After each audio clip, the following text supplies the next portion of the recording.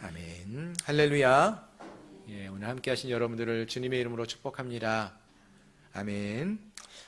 일본에 어느 유명한 목수가 있었습니다. 평생을 성실하게 일하였던 아주 뛰어난 목수였는데요.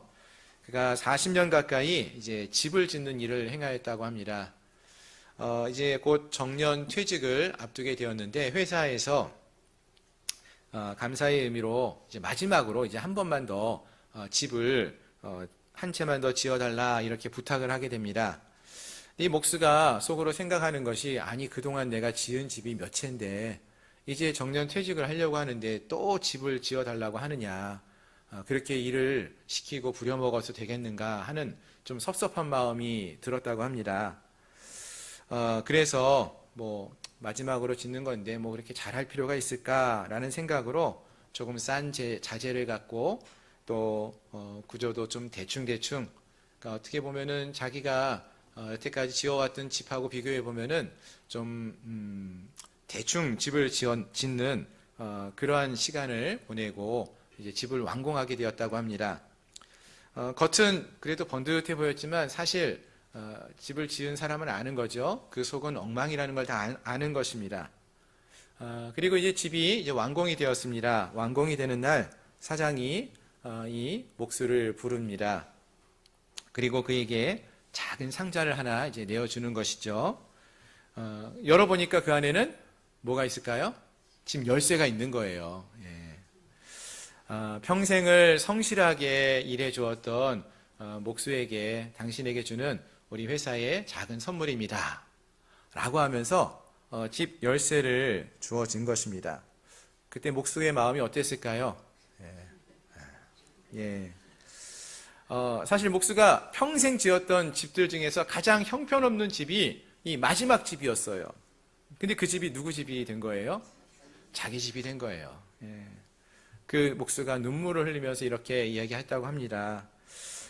마지막을 더 정성껏 성실하게 지을 걸 하면서 후회를 했다라는 이야기가 있습니다. 어느덧 올해도 2025년도도 마지막을 향해 달려왔습니다. 12월이 되었죠.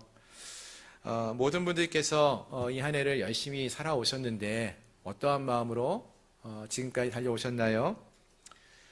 물론 이 한 해를 살아오시면서 어떤 분들은 나름대로 삶의 결실을 맺어가면서 만족스러운 그러한 한 해를 달려오신 분도 계실 것이고, 또 어떤 분들은 열심히 달려왔는데도 불구하고 그렇게 변화도 없어 보이고 내가 기대했던 것과는 좀 다르다 이러한 생각이 들어서 실망하고 낙심하는 분도 계실 수 있을 것입니다. 하지만 우리 앞에 아직 한 달이 남아있죠. 이 마지막이 남아있어요. 마지막 단락이 남아있습니다. 이 마지막 한 달, 이 시간을 우리가 어떻게 보내면 좋을까요? 앞에 나왔던 이 이야기의 목수처럼 이 마지막을 어차피 힘들고 어려운 시간이었으니까 대충 삶을 살고 마지막에 후회하는 그런 인생을 사시겠습니까? 아니면 지금까지 열심히 살아왔는데 이제 한 달은 좀 흥청망청 내가 원하는 삶을 살아도 되지 않을까? 이러한 마음으로 끝까지 최선을 하지 못하는 그러한 삶을 살려고 하시겠습니까? 바라는 것은 우리가 정말로 끝까지 최선을 다하여서 믿음을 지키며 살아가심으로써 후회 없는 그런 한 해를 마무리할 수 있는 그런 은혜가 있기를 소망합니다. 아멘. 우리 모두가 정말로 믿음의 삶을 승리하는 삶을 살아가는 저와 여러분들이 될 수 있기를 소망합니다. 아멘. 자, 이제 오늘 본문의 말씀을 함께 살펴보기 원하는데요. 오늘 본문의 말씀은 느헤미야서의 맨 마지막 장 13장의 말씀입니다. 저희가 이제 지난 며칠 동안에 이제 큐티를 하신 분들은 지난 어제 이 말씀을 이제 마지막으로 함께 보셨을 텐데요.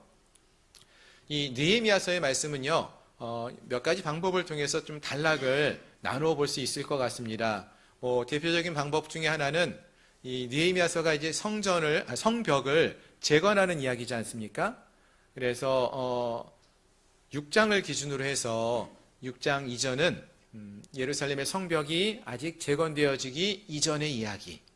그리고 6장에 가서 이제 50일 만에 느헤미야가 이스라엘 백성들과 함께 예루살렘의 성벽을, 무너진 성벽을 재건하게 됩니다. 그래서 7장부터는 이 성벽이 재건되어진 이후의 이야기, 이렇게 둘로 나누어 볼 수도 있을 것 같고요.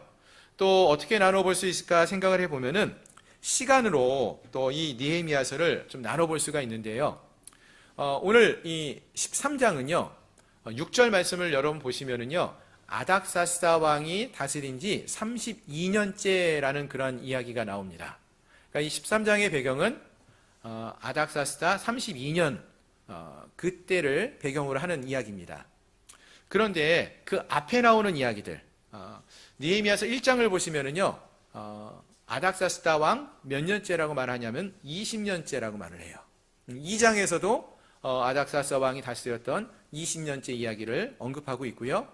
8장에 가서도 보시면은 수문합광장에서 부흥회를 열고 말씀 사경회를 열게 되는데, 그때도 역시 아닥사스다 왕이 다스린 지 20년째 되던 해, 달만 좀 다르고 다 같은 해에 있었던 이야기입니다. 그래서 1장부터 느헤미야서 1장부터 12장까지가 아닥사스다 왕이 다스린 20년째 해에 있었던 이야기라면은, 이제 12장이 끝나고 이제 13장에 나오는 이야기들은 13장 이제 4절부터 저희가 보면 좀 더 정확할 텐데, 그때 이야기들은 아닥사스다 왕 32년째의 이야기다, 이렇게 볼 수 있을 것 같습니다. 그래서 둘을 연도로 이렇게 나눠 볼 수 있을 것 같고요. 그러면은 이 1장부터 12장까지 나오는 이야기와 13장에 나오는 이야기는 그 시간의 간격이 몇 년이나 나타나는 것입니까? 12년 가까이 되는 시간이 중간에 이렇게 갭이 있는 거죠. 그래서 12년 정도 지난 이후의 이야기가 오늘 본문의 이야기다, 이렇게 볼 수 있겠습니다. 즉 오늘 본문은 느헤미야가 처음에 예루살렘에 돌아와서 무너진 성벽을 재건하고 또 회개와 놀라운 부흥의 역사를 이루었던 수문 앞에서의 말씀 사경회가 있은 지 12년이 지난 이후를 배경으로 하고 있습니다. 생각해보면 그렇게 짧지 않은 시간이죠. 근데 우리가 한 장을 읽으면서 금방 넘어갔기 때문에 같은 시대라고 생각할 수 있는데, 이렇게 짧지 않은 시간, 뭐 우리말에 보면은 10년이면은 강산이 변한다라고 했는데, 이 12년 동안이라는 시간이 흘렀는데 어떠한 변화가 이들 가운데 있었을까요? 여러분들 12년 전에는 어떤 모습이셨습니까? 지금과 그때를 비교해 보시면은 좀 더 나아지신 것 같습니까? 뭐 여러 가지 변화가 우리에게도 있었을 텐데요. 그럼 이 이스라엘 백성들에게는 어떠한 변화가 있었을까요? 일단 느헤미야서 13장의 말씀을 쭉 읽어보시면은 이 이스라엘 백성들이요, 성벽이 이제 재건되어지고 완공되어지니까 이전보다는 조금 더 안전한 삶을 살았던 것으로 보입니다. 뭐 시장도 이루어졌고요, 사람들이 무역도 많이 있었던 것 같고요, 조금 더 안정적이고 여유로운 삶을 살게 되었습니다. 그런데 안타까운 것은 이렇게 안정적인 삶을 살게 되어지면서 이 백성들의 마음이 조금씩 점차 하나님으로부터 멀어져 가는 것으로 보여진다는 것입니다. 하나님을 만나는 장소, 성전도요, 점차 이들의 삶 속에서 그렇게 중요하지 않은 곳으로, 잊혀지는 장소로 점점 여겨지게 되어집니다. 그들이 드리는 제사와 예배가 아직은 있어도 더 이상 신령과 진정으로 뜨거움으로 드리는 예배가 되지 못하고요, 종교적인 행사로만, 껍질만 남은 그러한 행사로만 남아있게 되었다는 것입니다. 놀라운 번영의 시간이 분명히 있었는데, 그 시간 이후에 이스라엘의 역사는 다시 한번 위기가 찾아왔다라는 것이죠. 쉽게 말하면 이렇게 좀 예를 들어볼 수 있을 것 같습니다. 우리가 해마다 많은 분들이 우리 좀 건강을 위해서 살을 좀 빼야 되겠다 하고 다이어트를 계획하고 다이어트를 합니다. 정말로 혹독하게 정말로 열심히 노력해서 살을 뺐어요. 빼는 데는 정말로 열심히 뺐는데 다시 돌아가는, 요요가 되는 순간은 너무나 짧지 않습니까? 한순간 방심하다가 보면은 다시 이전의 모습으로 회복하는 모습이 있는데, 지금 이 이스라엘 백성들의 모습이 그와 같았다는 거예요. 수십 년에 걸쳐서 어려움에 처해 있다가 성벽을 재건하고 믿음을 회복하는 일을 간신히 이루었는데 12년이 지나고 나서 보니까 다시 이전의 모습으로 돌아가는 이들의 모습을 볼 수 있다는 것입니다. 어떤 모습이었는지 좀 더 구체적으로 그 내용들을 좀 살펴보시면 좋겠는데요. 먼저 4절 이하에서 보시면은 대제사장 엘리야십이 도비야라는 사람에게 성전에 있는 큰 방을 내주었다라고 말을 합니다. 도비야를 위하여 큰 방을 만들었으니 그 방은 원래 소재물과 유향과 그릇과 또 레위 사람들과 노래하는 자들과 문지기들에게 11조로 주는 곡물과 세포도주와 기름과 또 제사장들에게 주는 거제물들을 두는 곳이었더라 라고 말을 합니다. 이렇게 예배를 위해서 사용되어져야 할, 준비되어져야 할 그런 것들이 놓여야 하는 그 장소를 도비야라는 사람에게 주었다는 거예요. 근데 여러분, 도비야가 누구죠? 느헤미야서 말씀을 묵상하신 분들은 잘 아실 거예요.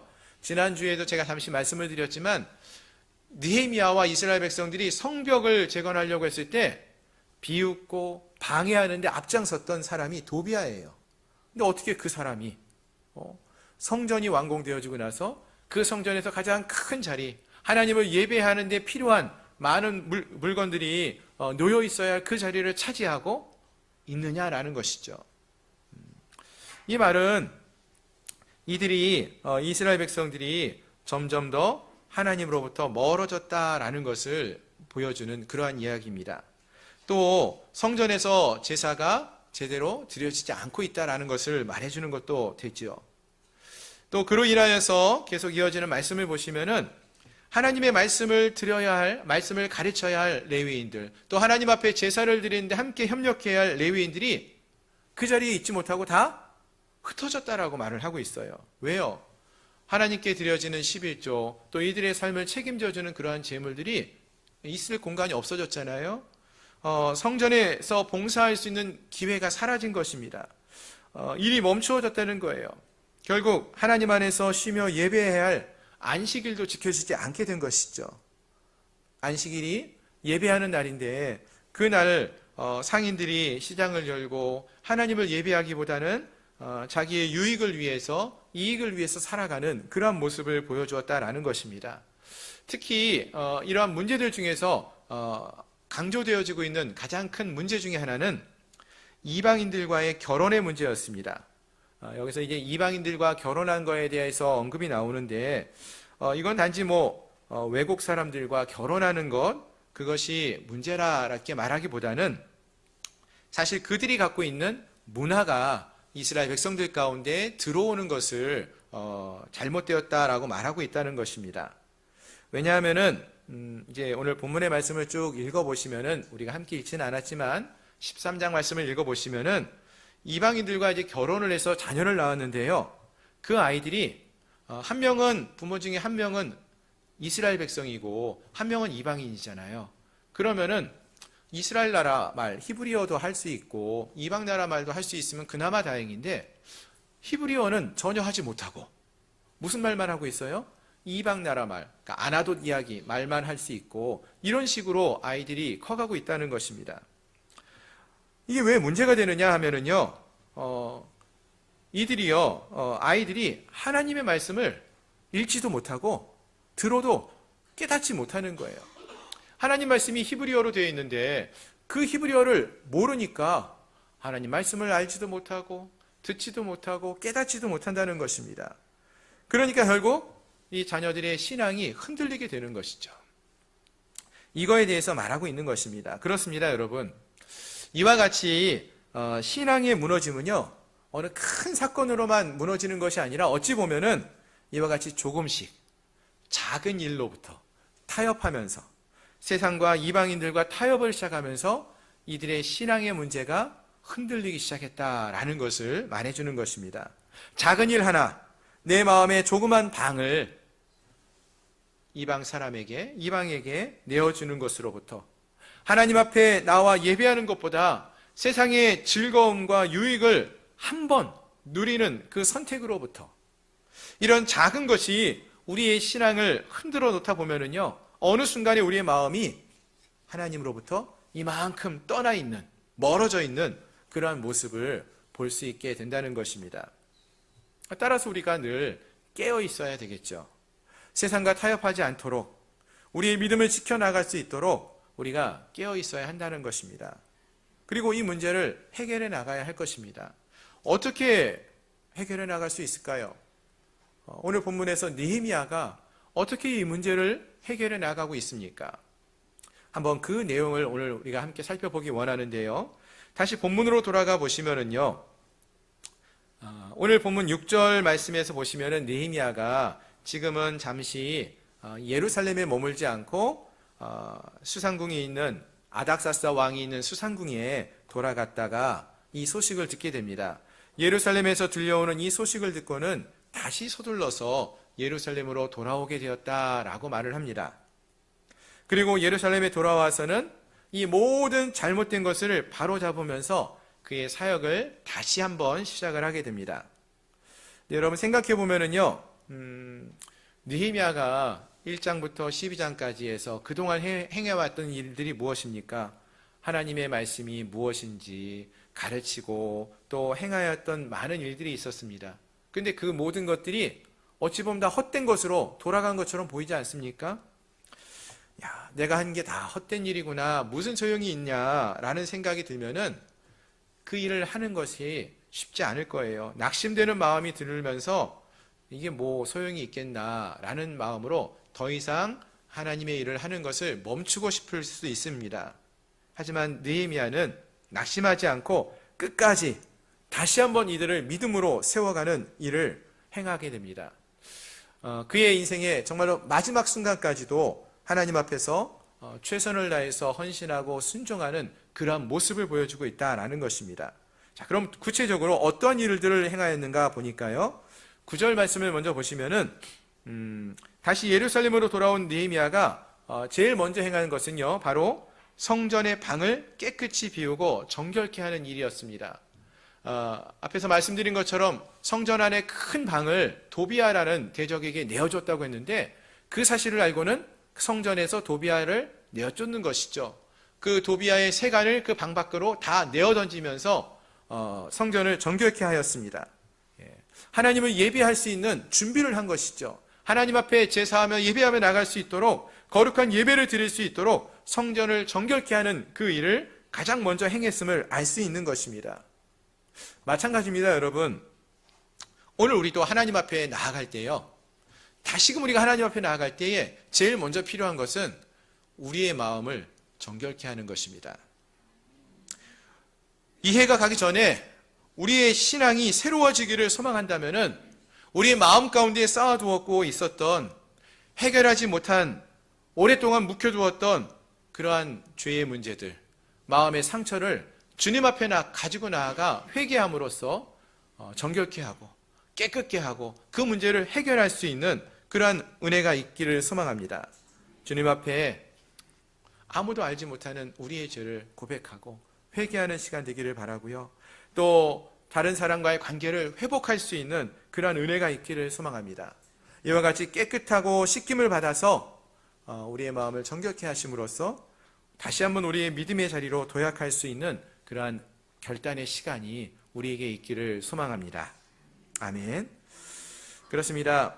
올 한 해 아직 해결하지 못한 우리의 문제들이 있다면은 이 해가 가기 전에 거룩하고 정결한 모습으로 우리가 거듭날 수 있도록 주님 앞에 가지고 나아가 기도함으로써 그 문제를 해결하고 회개하고 돌이킬 수 있는 은혜가 있기를 소망합니다. 또한 두 번째로 느헤미야가 행하는 그 모습은 하나님을 위한 헌신을 다시 한번 회복하는 일이었습니다. 11절 이하에서 보시면은 느헤미야가 이제 먼저 10절에서 보시면은 레위 사람들의 몫을 주지 않아서 그 직무를 행하지 않고 레위 사람들이 또 노래하는 자들이 각기 밭으로 도망했다라고 말하죠. 그러니까 지금 하나님을 예배해야 하는 사람들이 그 자리를 지키지 않고 있다라는 거예요. 그래서 그들을 다시 불러 모으는 일을 행합니다.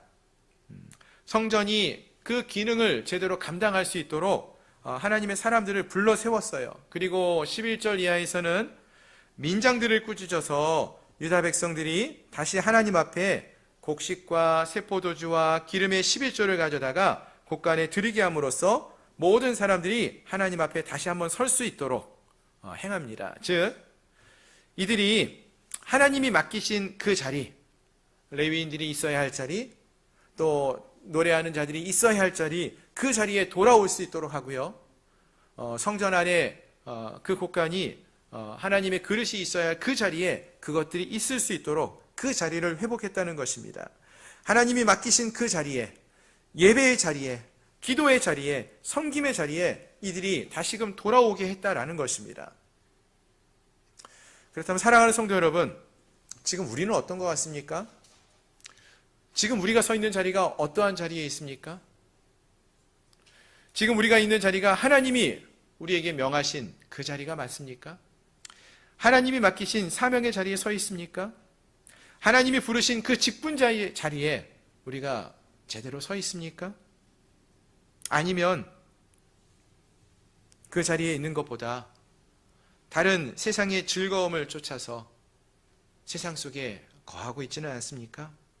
아니면 하나님이 우리에게는 기도의 자리에 있으라고 말씀하시고 예배자의 자리에 있으라고 말씀하시고 하나님이 우리에게 주신 직분자의 자리에서 섬기라고 하셨는데 그것이 너무나 지키는 것이 힘들고 어려워서 그 자리를 떠나고 도망쳐 있지는 않습니까? 바라는 것은 지금 우리가 있어야 할 자리가 어디인지를 깨닫고 돌아보면서 우리가 있어야 할 자리, 하나님이 보내신 자리, 하나님과 함께하는 그 자리에 우리가 설 수 있는 그런 우리 모두가 될 수 있기를 소망합니다. 그 자리가요, 우리가 맡은 자리가 작은 자리일 수도 있어요. 그래도 그 작은 자리를 할지라도 하나님이 우리를 보내셨다면은 그 자리에서 우리가 믿음을 지키며 그 자리에서 우리에게 주어진 사명을 지키며 믿음으로 나아갈 수 있는, 충성하며 나아갈 수 있는 저와 여러분들이 될 수 있기를 소망합니다. 이 한 해가 다가가는 이 마지막 달에 하나님이 우리에게 말씀하실 때에 그 말씀을 듣고 귀 기울여 듣고 주님 앞에 순종함으로 나아갈 수 있는 저희 모두가 될 수 있기를 소망합니다. 자, 세 번째로 느헤미야가 예루살렘에 돌아와서 행하였던 다시금 회복한 그 일은 안식일을 회복하는 일이었습니다. 여러분 안식일이 어떤 날인지 아시죠? 안식일은요, 출애굽기 31장 말씀을 보시면은 하나님이 이렇게 말씀하십니다. 나 여호와가 엿새 동안 천지를 창조하고 제 7일에 쉬어 평안하였음이니라. 이렇게 말씀하셔요. 안식일은 그래서 하나님이 천지를 창조하신 창조주라는 것을 고백하는 날임을 말해주는 것입니다. 그리고 하나님께서 우리를 구원하신 구원자이심을 고백하는 날이 되어야 한다는 것입니다. 안식일이라고 해서 사실은 주일하고 구별이 되어지죠. 주일은 지금 주일이지만 사실 안식일은요, 금요일 해가 질 때부터 토요일 해가 지는 순간까지를 안식일이라 합니다. 그러면 그 안식일을 그 날짜에 지키는 것, 그것이 참 중요할까요? 물론 중요할 수 있어요. 하지만 그 메시지가 더 중요하겠죠. 형식적인 날짜를 지키는 것보다도 이 안식일의 진짜 개념이 무엇인지를 알고 정말로 하나님이 우리의 삶을 주인 되심을 인정하며 그리고 하나님이 온 땅의 주인이라는 것을 인정하며 나가는 그러한 모습이 우리에게 있어야 한다는 것입니다. 안식일을 지키는데 그날에 내가 원하는 일을 행하고 자기 유익을 위해서 행하는 자가 아니라 하나님이 우리의 삶의 주인이라는 것을 인정하는 모습이 필요하다는 것입니다. 즉 우리가 주일에 나와 예배하는 것, 이 시간을 지키는 것 너무나 중요해요.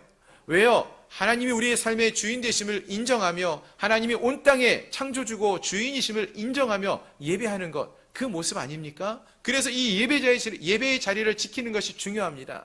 하지만 동일하게 중요한 것은 그 나머지 날, 모든 일주일의 모든 날에도 하나님이 주인이심을 인정하고 고백하며 지키며 살아가는 것, 하나님의 뜻대로 살아가는 그 모습이 우리에게 필요하다는 것입니다.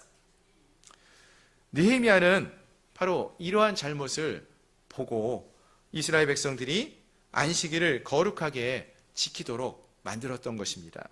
하나님을 주로 인정하면서 살아계신 하나님의 뜻대로 행하라고 명하고 있다라는 것입니다. 함께한 우리 모두도 온 땅의 주인 되시는 하나님을 바라보고 그 주님의 뜻대로 행하며 순종하는 삶을 살아갈 수 있는 저와 여러분들이 될 수 있기를 소망합니다. 아멘. 자, 그리고 느헤미야가 한 가지 일을 더 하고 있는데요. 바로 이방인들과의 결혼을 책망하고 있습니다. 23절 이하의 그 내용이 나오고 있었는데요. 앞에서도 말씀을 드렸지만 이거는 단지 결혼의 문제만을 말하고 있는 것은 아니고요. 그 자녀들에 관한 문제를 좀 더 많이 이야기하고 있었습니다. 아이들이 이스라엘 말 히브리어로 말하는 것을 잃어버렸어요. 잊어버렸어요. 신앙을 잃어버렸다는 그것이 문제였다는 것입니다. 아스돗과 같은 이방 나라의 언어는 하는데 히브리어를 이야기하지 못하고 있다는 거예요. 여러분, 근데 비교되어지는 말씀이요. 느헤미야 8장의 말씀에 보시면 이런 말씀이 있어요. 12년 전에는요. 이스라엘 백성들이 수문학 광장에 모여서 학사 에스라가 아침부터 정오에 이를 때까지 하나님 말씀을 선포합니다. 그러면은 무릇 그 말을 알아들을 수 있는 모든 자들이 남녀노소 다 그 자리에 서서 하나님 말씀을 들었어요. 말을 알아들을 수 있는 사람들. 여러분, 누구를 어느 나이부터 이야기를 하면은 말을 알아들었죠? 초등학생 아이들 이야기하면 말을 알아듣나요? 알아듣죠. 유치원 다니는 아이들은 어떻습니까? 요즘 아이들 얼마나 영특한지요? 너무 말을 잘해요. 엄마 아빠가 대답을 못할 정도로 말을 잘해요. 다 알아들어요. 그러한 모든 자들이 알아들을 수 있는 아이들이고 그들도 하나님의 말씀을 들었어요. 언제요? 12년 전에 느헤미야서 8장에 수문학 광장에서 말씀 사경회가 열렸을 때 모든 아이들이 함께, 모든 남녀노소가 함께 모여서 하나님 말씀을 들었습니다. 그런데 지금은 12년이 지나서 얼마 지나지 않았는데 자녀들이요 말씀을 못 알아들어요. 왜요? 히브리어를 몰라서. 다음 세대가 하나님 말씀에 귀를 기울이지 않고 사라져가고 있다는 것입니다. 이방의 언어만을 알아듣는다는 것은 세상의 다른 문화에는 열려지고 하나님 말씀에는 귀를 닫는다라는 이야기입니다. 어찌 보면 요즘 우리 시대에도 그러한 모습이 있지 않습니까? 물론 요즘 우리 시대에는 한국어도 잘하고 영어도 잘해요, 아이들이. 그런데 그런 이야기가 아니라 요즘 아이들을 보면은요, 하나님 말씀을 읽는데 관심이 사라져요. 귀를 닫습니다. 대신 세상의 학식 또는 유튜브나 인터넷의 그 마음을 빼앗겨서요, 성경을 읽고 하나님 말씀을 듣는 것에는 귀를 닫아버리는 그런 모습이 있습니다. 왜 이런 일이 일어나는 것일까요? 여러분, 이방인과 결혼 문제를 언급할 때 보면은 이스라엘 사람들이요, 이방 여인이나 남자와 결혼하는 거잖아요. 그럼 적어도 한 명은, 부모 중에 한 명은 이스라엘 사람이에요. 히브리 말을 가르칠 수 있죠. 그런데 그들이 가르치지 않은 거예요. 부모의 관심도 다른 곳에 있었다는 것입니다. 하나님이 아닌 세상의 것에 빼앗겨서 그렇다는 거예요. 오늘 우리가 우리 부모님들의 마음이, 우리 어른들의, 장년들의 마음이 어디에 있느냐가 중요하다는 거죠. 혹시 우리의 마음이 세상 가운데, 세상에서 성공하는 것에 우리의 마음이 더 빼앗겨 있지 않는지 돌아보시기 바랍니다. 우리의 마음은 세상을 향해 있으면서 너는 교회 가야 된다, 너는 하나님을 믿어야 된다, 하나님 우선순위의 삶을 살아야 한다, 이 말이 들려질까요? 아니에요. 세상에서 더 성공해야 한다는 것을 가르치는 것이고요, 세상의 가르침을 따르는 삶을 살아가라고 가르치는 것이 되는 것입니다. 바라는 것은 우리가 먼저 하나님 앞에 우리의 마음을 드리며 하나님 나라를 위해서 헌신하며 나갈 수 있는 은혜가 있기를 소망합니다. 그래서 우리의 자녀들이, 다음 세대가 하나님을 알아가는 세대, 하나님과 함께하는 세대, 하나님을 아는 세대가 될 수 있기를 소망합니다. 오늘 함께한 우리 모두가 이 한 해를 마무리하면서 우리의 다음 세대를 하나님께 올려드릴 수 있게 해달라고 기도하며 나갈 수 있기를 바랍니다. 우리가 믿음의 삶을 살아감으로써 우리의 다음 세대가, 우리의 자녀들이 하나님을 떠나지 아니하고 하나님을 찾고 하나님의 말씀에 귀를 기울이는 그러한 세대로 서갈 수 있게 해달라고 기도하며 나가는 저희 모두가 될 수 있기를 소망합니다. 아멘. 마지막으로 한 가지만 더 생각해 보기 원하는데요. 오늘 본문 말씀은 느헤미야서 13장의 말씀은 느헤미야서의 맨 마지막에 나오는 말씀이라고 했죠. 그러면 이 느헤미야서 맨 마지막 13장의 마지막 절 오늘 읽지는 않았는데요. 지금 한번 같이 한번 읽어봤으면 좋겠습니다. 13장 31절 말씀입니다. 우리 함께 한번 같이 한번 읽어보겠습니다. 시작. 또 정한 기간에 나무와 처음 익은 것을 드리게 하셨사오니 내 하나님이여 나를 기억하사 복을 주옵소서. 아멘. 아멘. 예. 사실 이제 원문에서 보시면은 이 마지막 절의 그 본문은 내 하나님이여 나를 기억하옵소서라고 이렇게만 이야기하고 있어요. 하나님이 나를 기억하는 것이 복이니까 이렇게 의역을 하고 있는데요. 내 하나님이여 나를 기억하옵소서라고 느헤미야가 기도하면서 이 마지막을 마치고 있습니다. 그렇습니다. 느헤미야는 그의 모든 사역을 다 마치고 나서 하나님 앞에 이렇게 기도하며 무릎을 꿇고 있는 것을 볼 수가 있어요. 그러면은 근데 사실 느헤미야는요 여기서만 기도하는 사람은 아니었죠. 느헤미야서 맨 앞에 1장에서 보시면은 처음 예루살렘 성이 폐허가 되어 있다는 소식을 들었을 때 느헤미야가 보였던 반응이 무엇이었습니까? 하나님 앞에 눈물로 금식하며 울부짖으며 기도하는 느헤미야의 기도가 나오지 않았습니까? 2장에서도요 아닥사스다 왕이 이 느헤미야에게 내가 너에게 무엇을 해줄까라고 물었을 때도 잠시 멈춰서 하늘을 바라보면서 묵도했다라고 말을 하고 있어요. 그러니까 느헤미야는 늘 하나님 앞에 무릎을 꿇고 기도하는 자였어요. 성벽을 재건할 때도 여러 가지 방해가 있을 때도 기도를 쉬지 않고 기도하는 사람이었다는 것입니다. 그렇습니다. 느헤미야는 늘 기도하면서 하나님 앞에 서는 자였습니다. 그리고 이제 모든 사역을 마치고 나서도 다시 한번 하나님께 엎드려 기도하는 모습을 보였습니다. 느헤미야는 이와 같이 언제나 하나님 앞에 기도하는 기도의 사람이었음을 알 수 있습니다. 그렇습니다. 우리 사랑하는 성도 여러분, 하나님의 뜻대로 우리 공동체가 또 회복될 수 있는 것, 그 방법은 무엇일까요? 기도를 통해서라는 것입니다. 우리가 이 마지막 한 해를 마무리하면서 어떻게 믿음의 삶을 살아갈 수 있을까요? 기도를 통해서라는 거예요.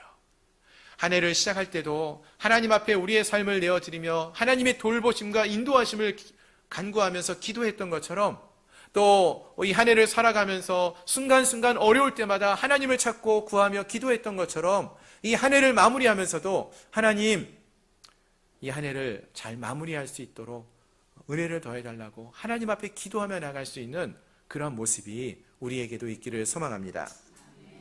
자, 그러면은 이 느헤미야가 마지막으로 드리는 이 기도의 모습, 그 내용은 어떠한 내용으로 기도했을까요? 모든 개혁을 마친 이후에, 모든 사역을 마친 이후에 느헤미야의 고백은 나를 기억하사, 나를 기억하여 주십시오. 하나님, 나를 기억해 주십시오. 라고 기도했습니다. 14절에서도요, 느헤미야는 내 하나님이여 이 일로 말미암아 나를 기억하소서라고 고백을 하고요. 13장 22절에서도 내가 또 레위 사람들에게 몸을 정결하게 하고 와서 성물을 지켜 안식일을 거룩하게 하라 하였느니라. 내 하나님이여 나를 위하여 이 일도 기억하시옵고 주의 크신 은혜대로 나를 아끼시옵소서라고 기도합니다. 즉 느헤미야는 하나님께 내 하나님 나를 기억해 주십시오 라고 바라면서 기도했다라는 것입니다. 무슨 말입니까 여러분? 우리 신앙인들이 진짜 바라보고 의지할 것, 그것은 사람이 아니라 하나님이라는 거예요. 사람이 나를 어떻게 바라보는가, 나를 어떻게 평가하느냐, 이것보다 하나님이 나를 어떻게 바라보고 있느냐, 하나님이 나를 어떻게 평가하고 있느냐, 하나님이 나를 어떻게 기억하고 있느냐, 이것이 중요하다는 것입니다. 아멘. 그렇다면 사랑하는 성도 여러분, 여러분들은 지금 여러분의 인생을 어떻게 마무리하고 있습니까? 이 한 해를 어떻게 마무리하고 있습니까? 세상 사람들처럼 사람들이 부러움을 받는 자리에 서고 싶다, 내가 서 있다, 이러한 것으로 만족하며 살아가고 있습니까? 저분은 정말로 세상에서 이렇게 성공하고 너무 좋겠다, 이렇게 부러움을 받는 것으로 기뻐하고 있습니까? 아니면 하나님께 잘했다, 충성된 종이라고 칭찬을 받고 인정을 받고 있습니까? 여러분, 언젠가 우리도 올 한 해도 마무리할 것이고 우리의 인생도 언젠가는 마무리가 되지 않겠습니까? 그때 우리가 어떤 모습으로 서기 원합니까?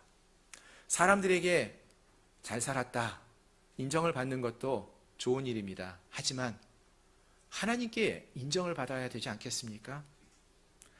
우리 안에 미뤄두었던, 쌓아두었던 회개할 거리가 있다면은 이 시간이 더 가기 전에 올해 안에 정말 우리가 하나님 앞에 회개하며 마무리하며 설 수 있기를 바랍니다.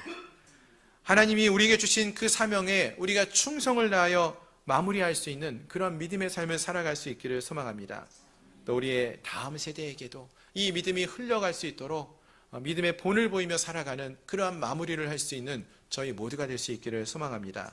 무엇보다도 느헤미야처럼 하나님의 기억 속에 남는 그러한 삶을 살아가는 저와 여러분들이 될 수 있기를 소망합니다. 그리고 마지막 때에 주님 앞에 설 때에 주님, 내가 주님이 맡기신 일을 잘 감당했습니다, 이것을 선하게 기억해 주십시오 라고 고백할 수 있는 저와 여러분들이 되기를 소망합니다. 신약성경의 사도 바울을 보면은요, 그가 인생의 마지막 순간 디모데후서에서 이런 고백을 하지 않습니까?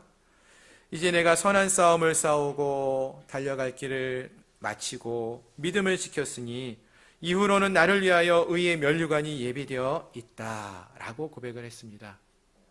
이 사도 바울의 고백이 오늘 우리에게도 우리의 고백이 될 수 있기를 소망합니다. 우리의 삶의 시작도 중요하지만 시작보다 더 중요한 것은 그 마지막입니다. 2025년 이 마지막 달을 우리가 살아가면서 후회 없는 마지막을 이루어갈 수 있기를 소망합니다. 하나님 앞에 하나님께서 맡기신 그 사명을 잘 감당하며 하나님이 기뻐하시는 그러한 자리를 지키며 하나님이 기뻐하시는 믿음의 삶을 살아가는, 하나님 앞에 기억되어지는 믿음의 주인공들이 될 수 있기를 주님의 이름으로 축원합니다. 기도하겠습니다. 우리 시간 함께 한 마음으로 기도하며 나가기 원합니다. 하나님, 혹시라도 우리의 마음속에 아직까지 정리되어지지 않고 있는 모습들이, 회개해야 할 것들이 있다면은 우리가 이 해가 다 가기 전에 하나님 앞에 깨끗하게 회개하고 정결케 된 모습으로 서게 해달라고 기도하기 원합니다. 우리가 있어야 할 자리에 있지 못하고 있는 분들이 계시다면은 잃어버린 우리의 자리, 하나님이 우리를 보내신 그 자리에 우리가 다시 서게 하시고 충성된 모습으로 하나님 앞에 설 수 있는 우리가 될 수 있게 해달라고 기도하기 원합니다. 우리의 자녀들이 믿음의 세대로 서갈 수 있는, 하나님을 아는 세대로 서갈 수 있게 해달라고 또 기도하기 원하고요. 우리의 인생의 마지막이 정말로 하나님 앞에 기억되는 그러한 인생이 될 수 있게 해달라고 우리 함께 통성으로 기도하며 나가겠습니다.